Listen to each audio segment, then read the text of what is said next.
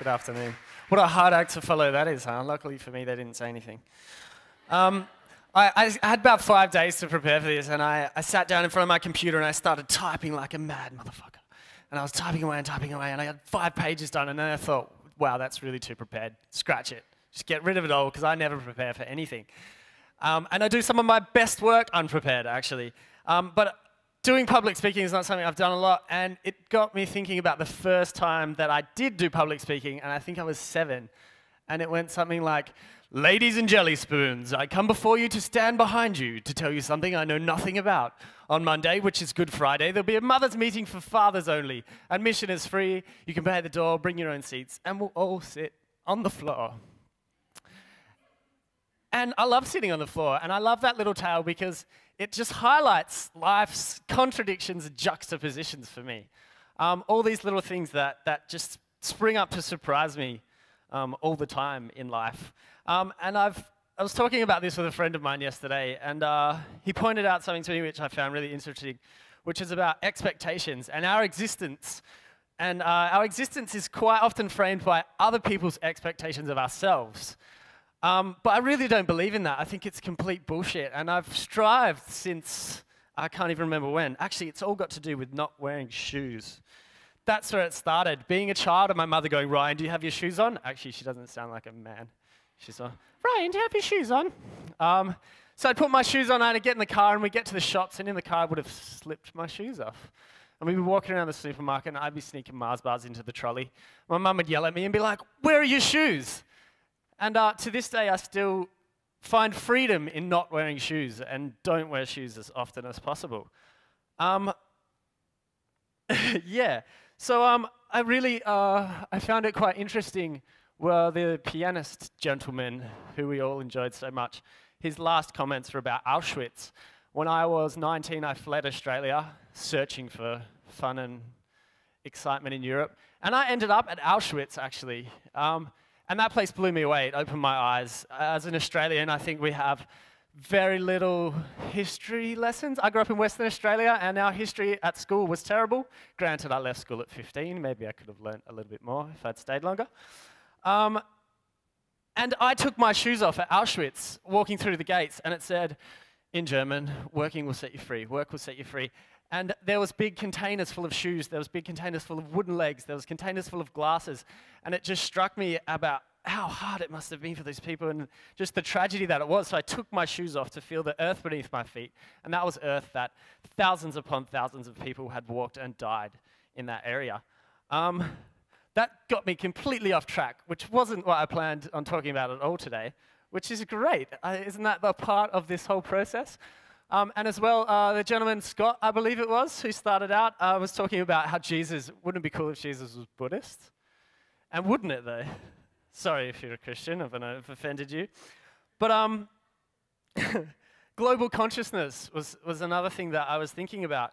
And I find that people have the ability to set themselves little goals. As humans, we can set like these tiny little goals. They're like, do you know what?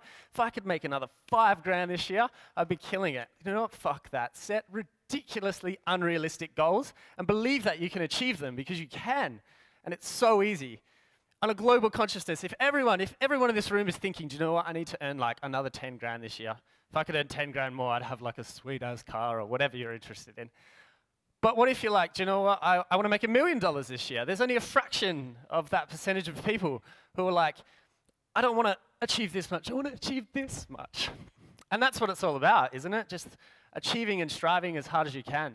I've been really fortunate in meeting people along the way and networking my ass off. I'm a true believer in networking, because you never know, the person you might meet today in 5 years' time can present you with an opportunity that will completely change your existence. So I'm just going to show a quick little video of my non-commercial showreel from this year. This was all just fun stuff that I did on trips. So if you want to play that, that would be nice, please, Rod.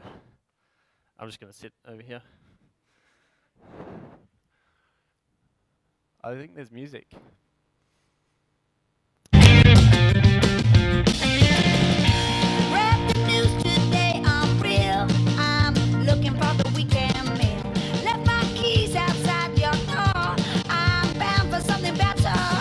I took your lies and I failed your tests. Oh,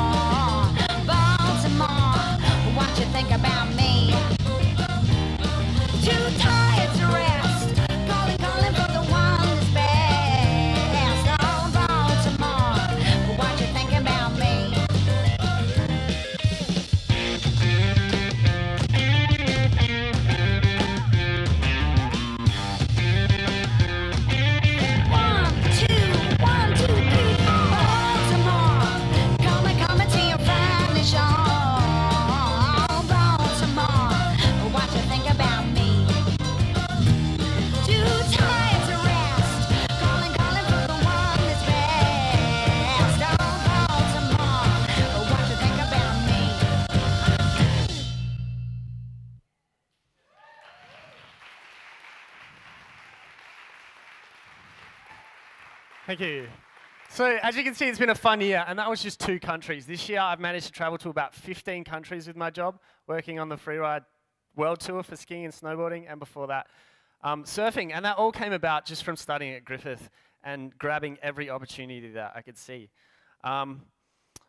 There was one other little thing that I thought would be fun to talk about, but really my main objective about standing up here was just to encourage everyone to set those unrealistic goals. My unrealistic goal when I started university was to finish and get paid to travel, because I love to travel. And that happened, and my last semester of university, I ended up going and working on this World Surfing Tour, and that took me through 3 years of my life now. It's been hilarious.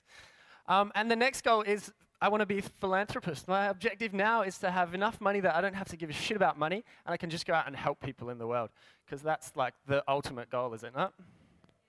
So thanks very much for listening to me.